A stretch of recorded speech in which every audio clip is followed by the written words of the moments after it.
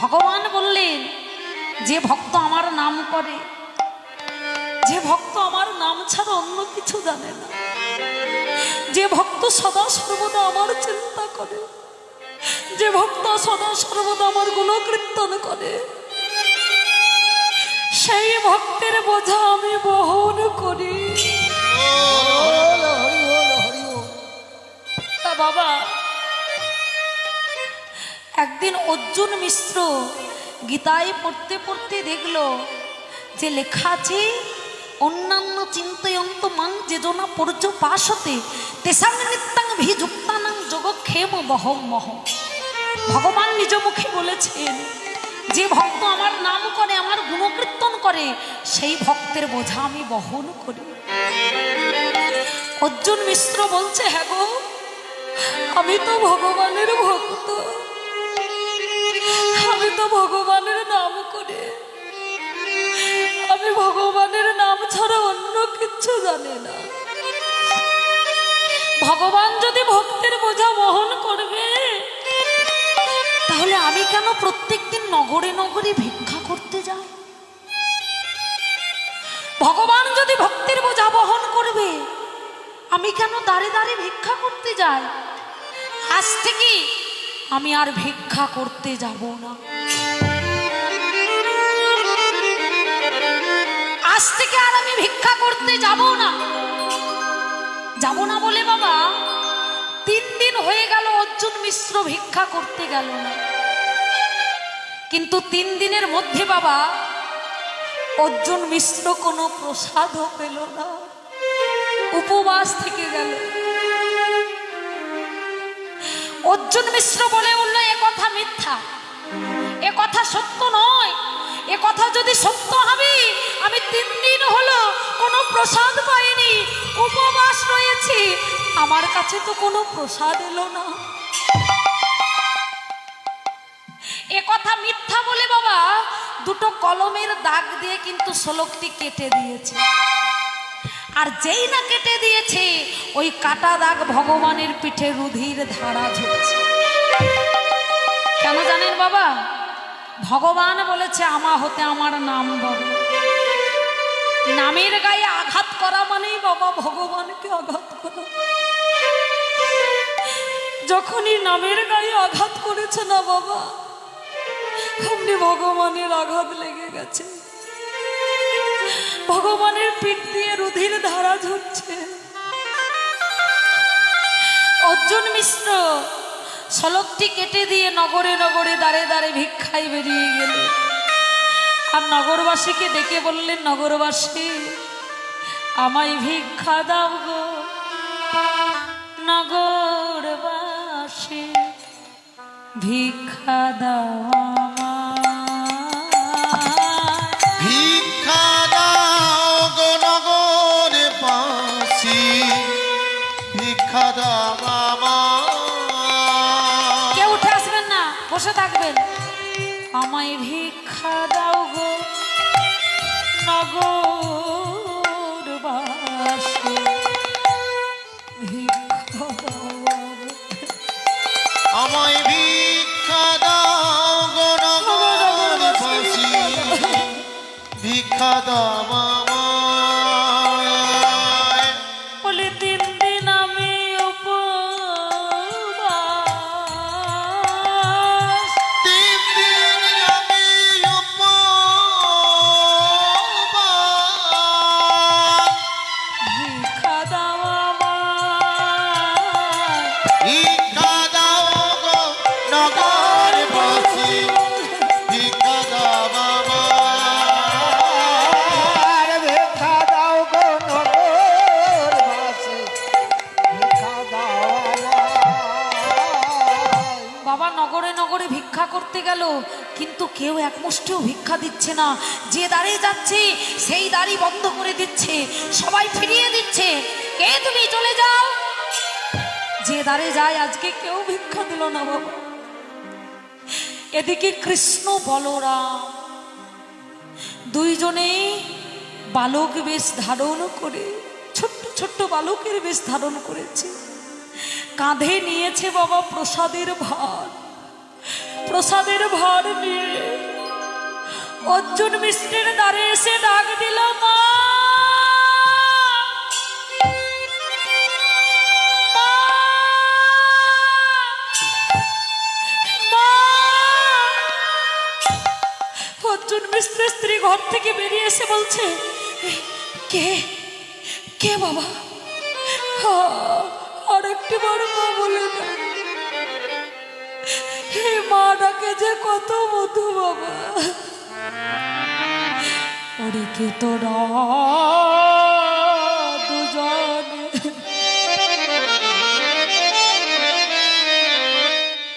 আমার অঙ্গনে মা বলিয়া প্রাণ জোড়া। বলি কে তোরা দুজনে আমার অঙ্গনে মা বলে প্রাণে জুড়ালি। ওরে ডাকনা আমারে, ওরে গোপাল রে,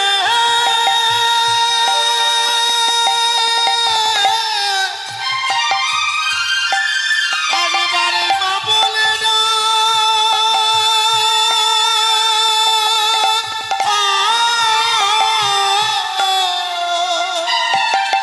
ওরে ডাকনা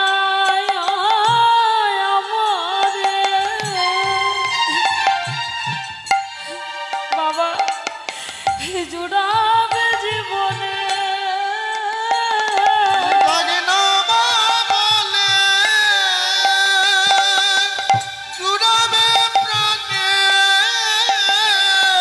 বলি মা বলিয়া প্রাণ জোড়া রে, বলে মা বলে প্রাণে জুড়াবো। বাবার মা বলিয়া প্রাণ জোড়া। বাবা মামা বলে ডাক নাই আমার, মামা বলে ডাকে না আমার। একবার মামা বলে ডাক নাই আমার। মামা বলে ডাকে না আমার। ওরে হৃদয় জোড়া মানিক আমার, মামা বলে ডাক নাই আমার। হৃদয় চোরা মানিক আমার মামা বলে ডাকে না আমার।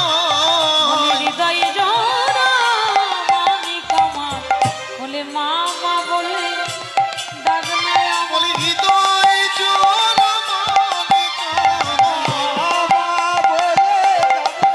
বলি হৃদয় চোরা মানিক আমার। হরি বল, হরি বল। বলি হৃদয় চোরা মানিক আমার। ডাক নাই আমার। কে কে বাবা তোরা? মা, আমরা দুটো ছোট ছোট বালক বাবা, তোদের কাঁধে ওটা কি? মা, এগুলো হচ্ছে প্রসাদের ভার। হ্যাঁ রে বাবা, তা তোরা কাঁদছিস কেন? বলে মা, মাগো, আমাদের বাবা ঠাকুর এই প্রসাদের ভার দুটো দিয়েছে জানো মা। তা আমরা এই প্রসাদের ভার বহন করে আনতে পারছিলাম না বলে আমাদের বাবা ঠাকুর খুব মেরেছে জানো মা। দেখো না আমাদের আমাদের পিঠ দিয়ে রুধির ধারা ঝরছে। লাইটগুলো বন্ধ হলো কেন? দেখো না আমাদের আমাদের পিঠ দিয়ে কেমন রুধির ধারা ঝরছে। ওই যে বাবা কলমের দাগ দিয়ে কেটে দিয়েছে না, ওই কাটা দাগ ভগবানের পিঠে। কে কি বললি বাবা? কি বললি? তোকে তোকে তোদের দুইজনকে এইভাবে আঘাত করেছে? আরে সে যে ভগবানের ভক্ত, সে যে দিনরাত প্রভুর নাম করে, তোদেরকে এত এত ছোট ছোট দুটো দুধের বালক তোদের এইভাবে আঘাত করলো বাবা, এইভাবে আঘাত করলো। বলে হ্যাঁ মা, ঠিক আছে বাড়ি আসুক আমি তাকে বলবো। বলে মা এক কাজ করো, তার আগে তুমি প্রসাদের ভার দুটো ঘরে রেখে এসো। এইদিকে মন দিন মায়েরা, এইদিকে মন দিন, আমার দিকে তাকান। বাবা যেমন প্রসাদের ভার দুটো ঘরে রাখতে গেছে না, এই সুযোগে কিন্তু ভগবান চলে গেছে, রামকৃষ্ণ দুইজন চলে গেছে। আর যেই না চলে গেছে না, অমনি আজকে শূন্য হাতে, খালি হাতে অর্জুন মিশ্র ঘরে ফিরেছে। যেই না ঘরে ফিরেছে, মা ঠাকুরানী বলে উঠল, এই যে তুমি কেমন মানুষ, তুমি যে ভগবানের নাম করো, তুমি যে ভগবানকে ভালোবাসো, তা ছোট ছোট দুটো দুধের বালককে আঘাত করলে তোমার খারাপ লাগলো? আঘাত করতে তোমার খারাপ লাগলো না? আর কি বলেই বা তাদের কাঁধে তুমি প্রসাদের ভার তুলে দিয়েছো। বাবা ঠাকুর অবাক হয়ে যাচ্ছে, আমি প্রসাদের ভার দিয়েছি, আমি কাউকে আঘাত করেছি?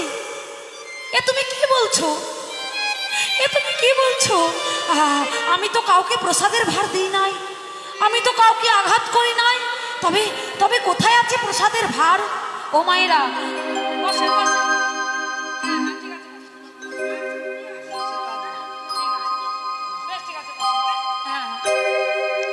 এই দেখুন বাবা, যেই না ঘরের ভিতরে ঢুকেছে না, আস্তে কথা নয়, ঘরের ভিতরে ঢুকেছে না মা, এই দেখুন বাবা, ভগবান যারা ভক্ত হয় না, তাদের ভগবানকে চিনতে বেশি সময় লাগে না।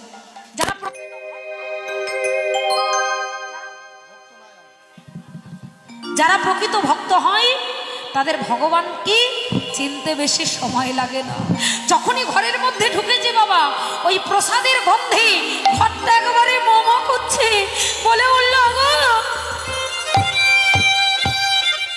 আমার ঘরে আমার ভগবান ছাড়া আর কেউ আসেনি গো।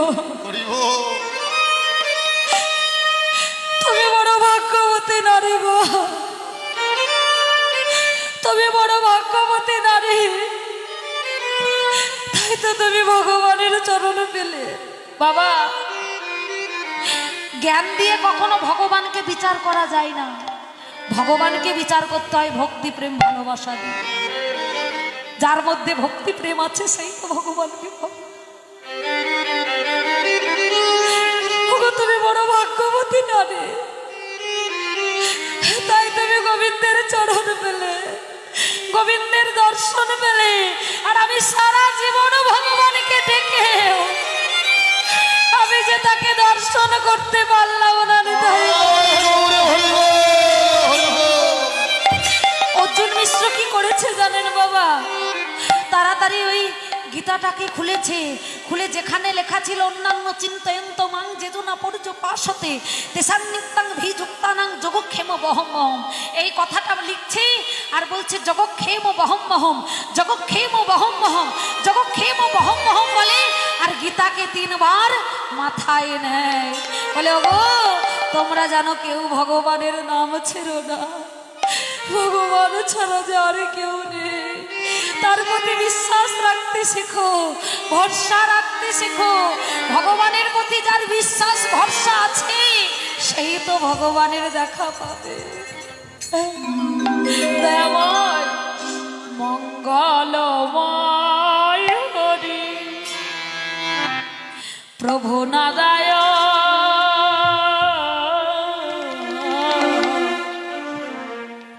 দিবানিশি তোমারে করি গো শরণ।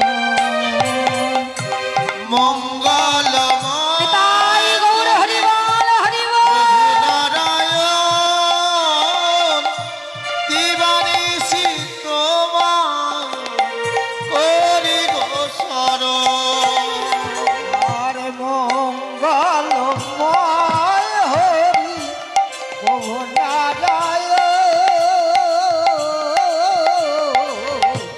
দিবানিশি তোমারে করি গো শরণ।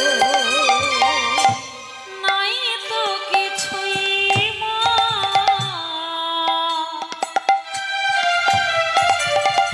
প্রভু এই প্রেম পারাবা,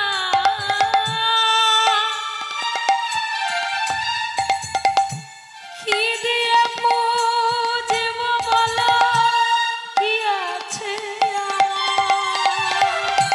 নাই তাই গৌর হরি বল, হরি বল। প্রেম পারাবার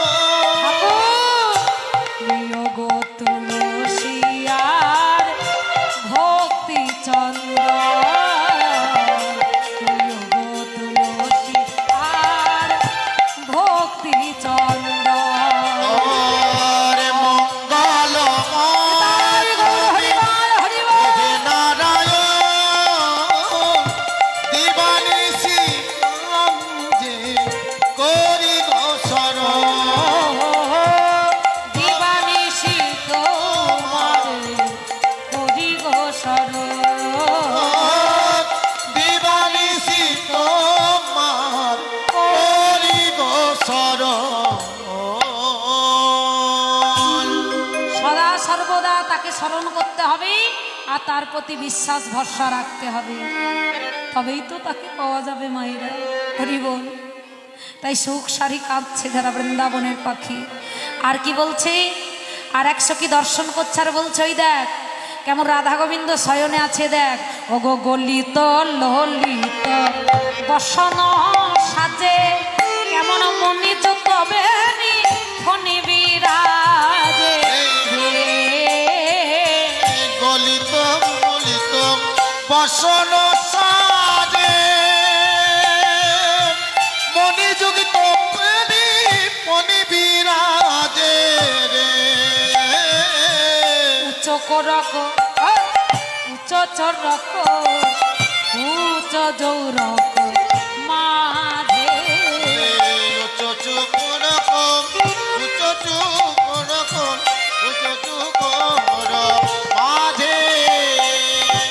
একশো কি দর্শন করছে আর বলছে গলিত ললিত বসন সাজে, মনি জুত বেনি ফণি বিরাজে।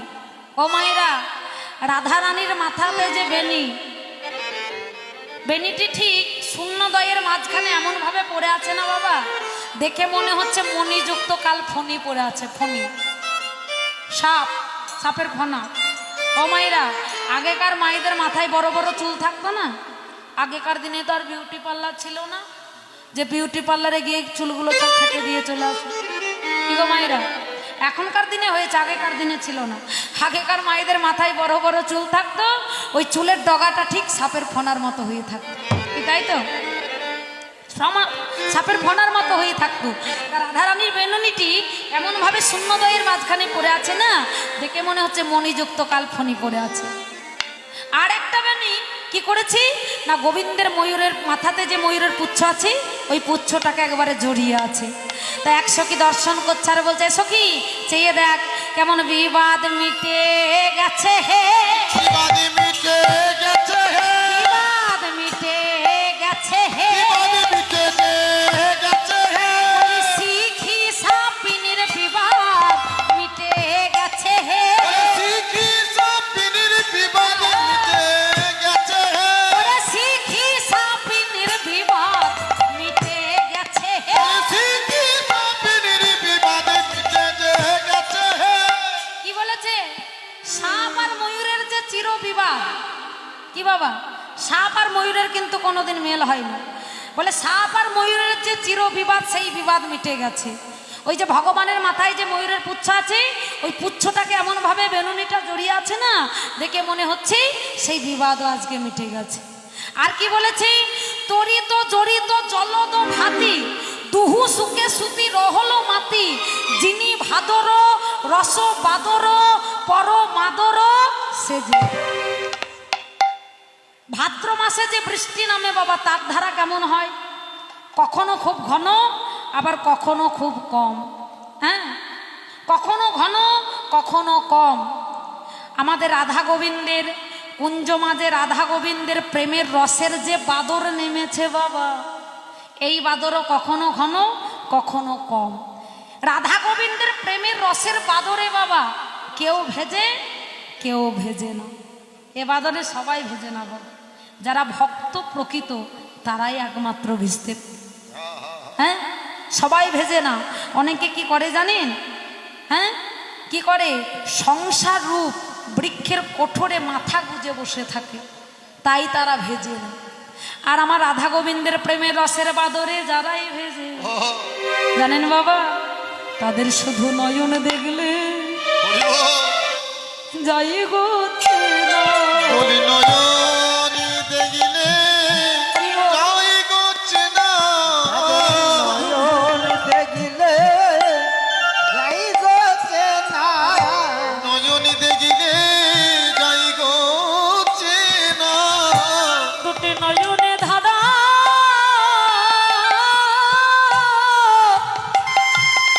ধারা বহে, নয়ন দেখলে যাই গো চেনা, নয়নে ধারা বয়ে যাই গো, নয়নি দেখিলে যাই গো চেনা, নয়ন ধারে বয়ে পড়ে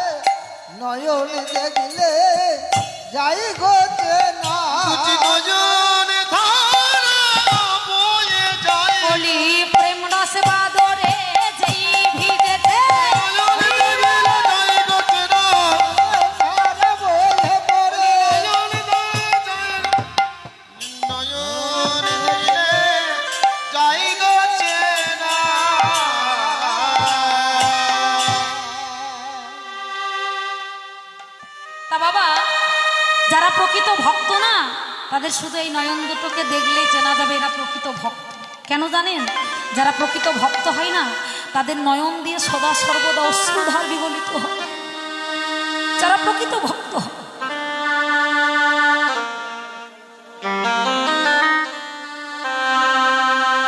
সদা সর্বদা তাদের নয়ন দিয়ে অশ্রু বিগলিত হয়। আর কি বলেছে বাবা? টুটল কিয়ে ফুলধন গুণ কিয়ে রতিরণে ভেলদন সন্ন সমর মাঝে পরল লাজে রতি পতি ভয়ে ভাজে। এই দেখুন বাবা, এখানে রতিপতি মদনের মনে কিন্তু একদিন গর্ব হয়েছিল। কি গর্ব? যে আমার চাইতে বড় বীর আর ত্রিভুবনে কেউ নেই। আমার বাণ সহ্য করতে পারেনি চন্দ্র, গুরুপত্নীকে হরণ করেছিল। আমার বাণ সহ্য করতে পারেনি ব্রহ্মা, তার নিজ কন্যা সন্ধ্যাকে হরণ করেছিল। আমার বাণ সহ্য করতে পারেনি ইন্দ্রদেব, সেও গুরুপত্নীকে হরণ করেছিল। তা ভগবান, সবাইকে তো দেখলাম, তোমাকে যদি একবার পেতাম তা দেখতাম। ভগবান বাবা অন্তর্যামী, সে জগতে সবার অন্তরের খবর নিতে জানে আর সবার অন্তরের কথা বলে দিতে পারে। মদনের মনে অহংকার হয়েছে জেনে মদনের কাছে এসে বলছে, এই মদন, তুই যত খুশি আমাকে বাণ নিক্ষেপ কর। এই যে বাবা ঠাকুর, বলুন তো মদনের কয়টি বাণ? ও মায়েরা, মদনের কয়টি বাণ? 5টি, তাই তো? 5টি বাণ কি কি? কি কি? মদন, তারপরে একটা হয়েছে, মাদন 2টো হয়েছে, শোষণ 3টি, স্তম্ভন আর মোহন 5টি বাণ। বাহ, ভালো। মদন, মাদন, শোষণ, স্তম্ভন, মোহন। একে একে বাণ নিক্ষেপ করছে। প্রথমে মদন বাণ।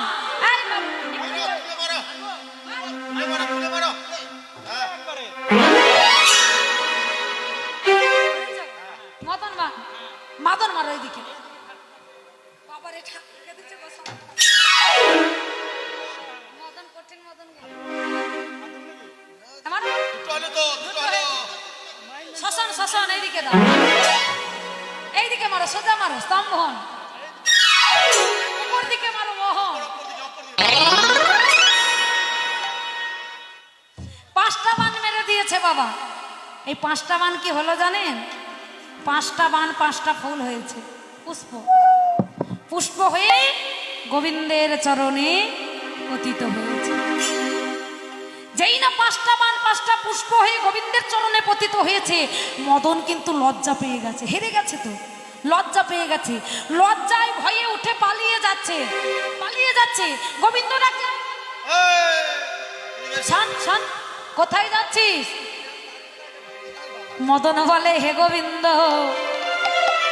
আজ হতে তো কারোর কাছে হার মানি নয়, কেবল তোমার কাছে হার মানিলাম। তোমার কাছে হার মানিলাম, তোমার কাছে হার মানিলাম। আজ হতে কারোর কাছে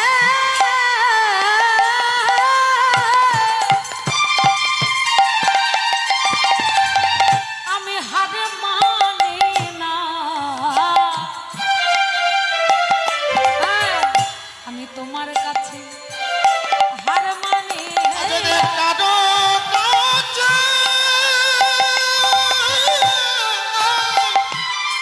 হার মানি নয়, তাই তোমার মদন মোহন তোমার নামটি দিলাম। কারো কাছে হার মানি নয়, কারো কাছে হার মানি নয়, বলে কারো কাছে হার মানি নয়, তোমার কাছে হার মানি না। মদন বলে, হে গোবিন্দ, আজ হতে আমি কারোর কাছে হার মানি নাই, কেবল তোমার কাছেই হার মেনেছি। তাই আজ থেকে তোমার নামটা দিলাম মদন মোহন। এই মদনকে জয় করেই সেই দিন থেকে গোবিন্দের নাম হয়েছিল মদন মোহন। তা মদন বলছে, গোবিন্দ তোমাকে আমি কথা দিচ্ছি এই বৃন্দাবনে আর আমি কোনোদিন আসবো না। কথাটা বলেই পরক্ষণে বলছে, ছি ছি ছি ছি, এ আমি কি বলছি, বৃন্দাবনে আসবো না? যত জগতের লোক বৃন্দাবনে এসে বৃন্দাবনের রজগায়ে মেখে ধন্য হয়ে বাড়ি ফিরছে, আর আমি বলছি আসবো না। আসবো, তবে কি করব জানো? বলে কি করবি? আমি বানকে সঙ্গেই আনবো না হে। বানকে সঙ্গে আনবো না হে, সঙ্গে আনবো না। বানকে সঙ্গে আনবো না হে, আসবো যাবো দেখে যাবো, বানকে সঙ্গেই আনবো না আমি হে। আসবো যাবো দেখে যাবো, বানকে সঙ্গে আনবো না হে, আসবো যাবো দেখে যাবো, বানকে সঙ্গেই আনবো না বলে হে। আসবো যাবো দেখে যাবো, রোজে গড়া গড়ি রে, বলে আসবো যাবো দেখে যাবো, ওকে ধরে ঘরে যাবো। আসবো যাবো দেখে যাবো, বানকে সঙ্গে আনবো না হে, বানকে সঙ্গে আনবো না হে। বলি বৃন্দাবনে আসবো, বৃন্দাবনের ধুলাতে গড়াগড়ি দেব, কিন্তু এই বানকে আর কোনোদিন সঙ্গে করে আনবো না। তাই বৃন্দাবনে মদনের বান কোনো কাজ করে না বৃন্দাবনে। বলে বৃন্দাবনে অপ্রাকৃত মদন ও মোহন, কাম বীজ কাম গায়ত্রীতে যার উপাসন। বৃন্দাবনে ভগবান যত যত লীলা করেছে বাবা, সব অপ্রাকৃত লীলা। এই প্রাকৃত লীলার সঙ্গে জড়িয়ে ফেললে কিন্তু হবে না। হ্যাঁ, সেখানে কোনো কামের লেশ ছিল না, কামের গন্ধ ছিল না। হ্যাঁ, বৃন্দাবনে যত লীলা হয়েছে সব অপ্রাকৃত লীলা। তাই মদন, ভগবান মদনকে বলল, এই মদন শোন, শুধু বৃন্দাবনে নয়, তুই বলছিস বৃন্দাবনে আর কোনোদিন বানকে সঙ্গে করে আনবো না, শুধু বৃন্দাবনে নয়, কোথায় কোথায় যাবি না জানিস? বলে কোথায়? বলে ভালো করে শোন। বলে সেইখানে তুই যাস না মদন, সেইখানে তুই যাস না মদন, সেইখানে তুই যাস না মদন। সেইখানে তুই যাস না মদন, সেইখানে তুই যাস না বলি মদন। সন্ধ্যে মদন তোরে বলি, সেইখানে তুই যাস না মদন। মদন তোরে বলি, সেইখানে তুই যাস না মদন, বলি সন্ধ্যে মদন তোরে বলি, সেইখানে তুই যাস না মদন। সোনের মদন তোরে বলি বলি, যেবার রাধা নাম লবে, সোনের মদন তোরে বলি, সেইখানে তুই যাস না মদন, তুই যাস না মদন। বলে সেইখানে যাবি না। বলে কোথায়? যেখানে রাধা কৃষ্ণের গুণকীর্তন হবে। কি বাবা? যে ভক্ত রাধা কৃষ্ণের নাম লবে, তুই যেন তাদের কাছে প্রবেশ করবি না। বিগতি পরল যুবতী বৃন্দ গুরু গণগতি কয় মন্দ, দাস জগদানন্দ সরস বিরস রসগতি রস। রসরাজি। এত সুন্দর পদখানি লিখেছে জগদানন্দ, খুব সুন্দর পদাবলী। এবার রাধা গোবিন্দকে জাগাতে হবে, শয়নে আছি। এই রাধা গোবিন্দকে জাগানোর ভার ছিল বাবা সুখসারির উপর। তাই সুখসারি জেগে উঠে রাধা গোবিন্দকে জাগাচ্ছে। কেমন ভাবি? ওগো সারি সুখ দুহুজনে তারাই উঠিয়া বিহানে, না সারি সুখ দুঃখ জনে উঠিয়া বিখা